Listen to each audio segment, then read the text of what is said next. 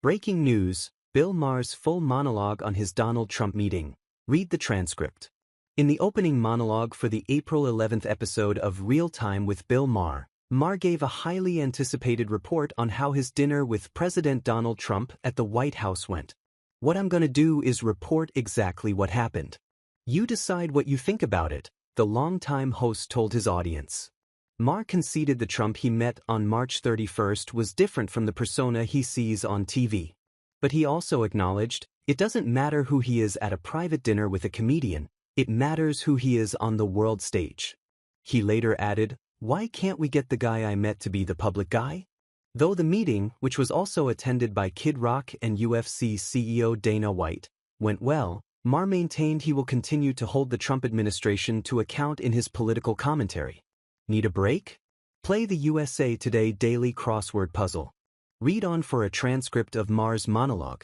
Bill Maher discusses dinner with Donald Trump. Full transcript. For what I know you've all been waiting for, I'd like to give you my book report on my visit to the White House. As you know, 12 days ago, I had dinner with President Trump.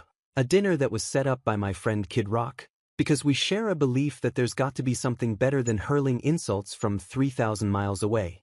And let me first say that to all the people who treated this like it was some kind of summit meeting, you are ridiculous. Like I was going to sign a treaty or something. I have no power. I'm a comedian and he's the most powerful leader in the world. I'm not the leader of anything, except maybe a contingent of centrist-minded people who think there's got to be a better way of running this country than hating each other every minute. Okay, so meet up in person, maybe it'll be different. Spoiler alert, First good sign, before I left for the Capitol, I had my staff collect and print out this list of almost 60 different insulting epithets that the president said about me. Things like, stupid, dummy, low-life dummy, sleazebag, sick, sad, stone-cold crazy. Really a dumb guy, fired like a dog, his show is dead. I brought this to the White House because I wanted him to sign it, which he did. Which he did with good humor, and I know as I say that, millions of liberal sphincters just tightened. Oh my God, Bill, are you gonna say something nice about him? What I'm gonna do is report exactly what happened. You decide what you think about it. And if that's not enough pure Trump hate for you, I don't give a expletive. So no, I didn't go MAGA. And to the president's credit, there was no pressure to. After we left the Oval Office, he showed me the little room off the office. You know, the one where Clinton used to, the expletive room, okay? Well, not anymore. That's where they keep the merch now. And he gave me a bunch of hats, but he didn't ask me to take a picture in one, which I appreciated. The guy I met is not the person who the night before the dinner tweeted a bunch of nasty crap about how he thought this dinner was a bad idea and what a deranged expletive I was. I read it and thought, oh, what a lovely way to welcome someone to your house. But when I got there, that guy wasn't living there. Now, does Trump want respect?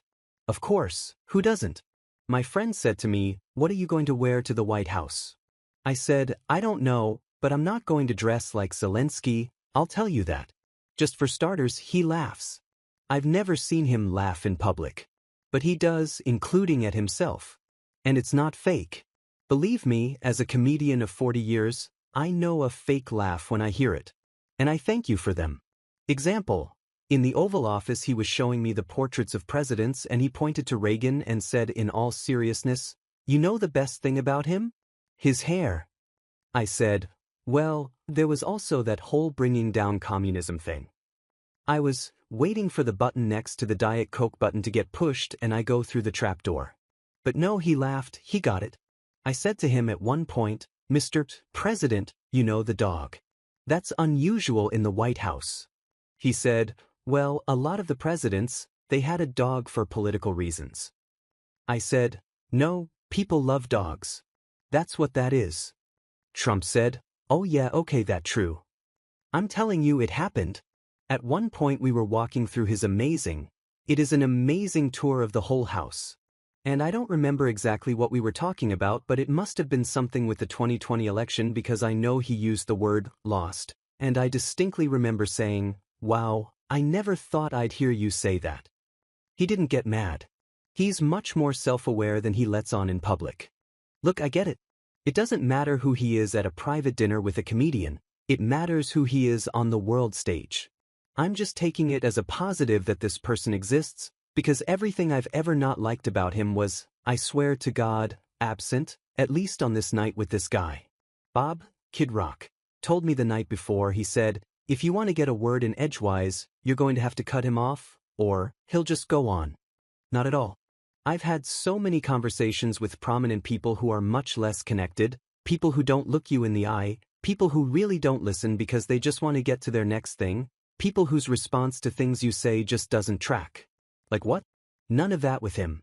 And he mostly steered the conversations. So what do you think about this? I know.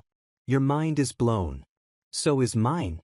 There were so many moments when I hit him with a joke or contradicted something and no problem. At dinner, he was asking me about the nuclear situation in Iran in a very genuine, hey, I think you're a smart guy. I want your opinion, sort of way. And I said, well, obviously you're privy to things about it, that I'm not, but for what it's worth, I thought the Obama deal was worth letting play out because we made Iran destroy 98% of the uranium, and they were 15 years away from a bomb. And then I said to him, well, we got rid of that. You got rid of that. He didn't get mad or call me a left-wing lunatic. He took it in. I told him I thought parts of his plan for Gaza were wacky, but that I had supported him in the idea that Gaza could be Dubai instead of hell. I told him he was wrong when he tweeted the night before that I was critical of all things Trump. Not true, check the tapes. Moving Israel's embassy to Jerusalem? Loved it. The border did need to be controlled. I'm glad the cops are getting their morale back. That had gone too far. Biological men shouldn't be playing women's sports. Europe should pay for their defense. And of course, it makes sense that Arab countries should take in Arab refugees, like the million Syrians who wound up in Germany when Saudi Arabia took none. He said to me, you're right, they took none. I said, well, you should remind your boyfriend in Saudi Arabia that the next time you see him. He laughed. I never felt I had to walk on eggshells around him, and honestly, I voted for Clinton and Obama, but I would never feel comfortable talking to them the way I was able to talk with Donald Trump. That's just how it went down. Make of it what you will. I feel it's emblematic of why the Democrats are so unpopular these days. He was even okay when I checked him on the orangutan lawsuit. He was. I know. He said to Dana White, you know, Bill said my father was an orangutan, and I said, I really love my father. And I said, well, Mr. President, I did that because I didn't like what you were doing regarding Obama's birth origins. I thought that was low. Again, no anger, just a little smile, as if to say, yeah, I get it. The most surreal part of the whole night was when I got home. I flew back right after the dinner, and I'm in bed watching 60 Minutes from the night before. And there's Trump in one of their stories, standing at a podium in a room that looked to me like one of the rooms and places we'd just been in. And he's ranting, disgusting, you're a terrible person. And I'm like, who's that guy? What happened to Glinda the Good Witch? And why can't we get the guy I met to be the public guy? And I'm not saying it's our responsibility to do that. It's not. I'm just reporting exactly what I saw over 2.5 hours.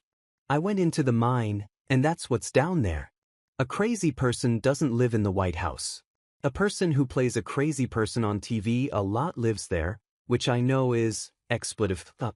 It's just not as expletive up as I thought it was. And I have no illusions now that I'm back to work at my job that he might start a new list. Because I don't have a good feeling and will be critical about a lot of what he's doing. The trade war and disappearing people, ruling by decree, threatening judges, gutting the government with glee. But I also think he now understands I have a job to do, or at least he did on this night because he said to me early on that he'd seen our last episode, which was the Friday before this dinner, and he said, I thought maybe you'd be nice, but you'd hit me really hard. I did, because I'm not going to pull my punches that presidents get to propose a third term for themselves. He understood that, and without animus. That doesn't mean he's not going to try to do it. At one point I said to him, you're scaring people. Do you really want to be scaring your own citizens so much? And I know now you're all saying, and what did he say to that? Honestly, I don't remember. But it wasn't, okay, I'll stop. So MAGA fans, don't worry, your boy gave me nothing. Just hats.